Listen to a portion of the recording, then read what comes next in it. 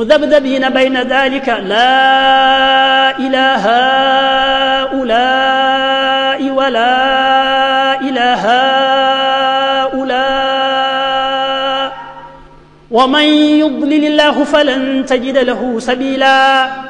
يا أيها الذين آمنوا لا تتخذوا الكافرين أولياء من دون المؤمنين أتريدون أن تجعلوا لله عليكم سلطانا مبينا إن المنافقين في الدرك الأسفل من النار ولن تجد لهم نصيرا إلا الذين تابوا وأصلحوا واعتصموا بالله وأخلصوا دينهم لله فأولئك مع المؤمنين وسوف يؤتي الله المؤمنين أجرا عظيما.